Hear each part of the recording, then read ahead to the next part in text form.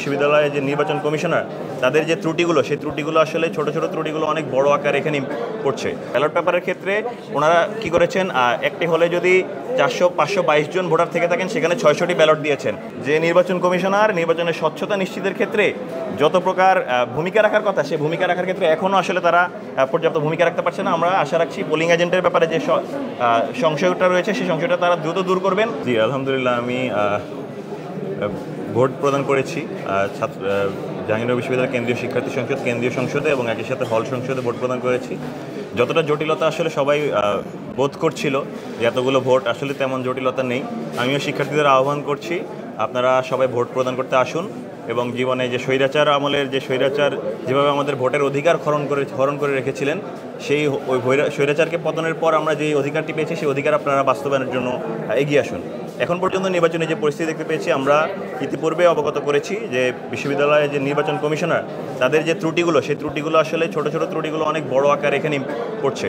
প্রথমত গতকাল যেভাবে বহিরাগতরা এবং প্রাক্তন শিক্ষার্থীরা একটি ছাত্রদলের যুবদলের এবং বিএনপিপন্থী শিক্ষকরা যেভাবে নির্বাচন কমিশনারে ঢুকে আসলে ষড়যন্ত্রমূলক পরিস্থিতি তৈরি করেছে বলে আমরা উদ্বেগ প্রকাশ করেছি। একই সাথে এরপর আমরা কিছু দাবি জানিয়েছিলাম যেন পোলিং এজেন্টের ব্যাপারটা ক্লিয়ার করা হয়, ডোপ টেস্টের ব্যাপারে ক্লিয়ার করা হয় এবং একই সাথে যে ব্যালট পেপার রয়েছে ব্যালট পেপারের ক্ষেত্রে ওনারা কি করেছেন, একটি হলে যদি 522 জন ভোটার থেকে থাকেন সেখানে 600টি ব্যালট দিয়েছেন।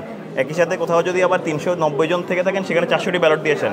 আমরা এই জায়গায় স্পষ্টভাবে বলেছিলাম যে এই যে অতিরিক্ত ব্যালটগুলো আসলে সমস্যাজনক, এগুলো কোনো স্বচ্ছতার ক্ষেত্রে অন্তরায়। সে জায়গায় আমরা বলেছিলাম এই অতিরিক্ত ব্যালটগুলো যেন না রাখা হয়, কিন্তু আমরা আজকে এসে দেখতে পাচ্ছি প্রায় প্রতিটি হলেই অতিরিক্ত ব্যালটগুলো সহ ওনারা রাখা হয়েছেন। ওনাদের কাছে যে ওনাদের এই ব্যাপারে কোনো ক্ল্যারিফিকেশন নেই, ওনাদেরকে এই ব্যাপারে কোনো ইনস্ট্রাকশন নেই।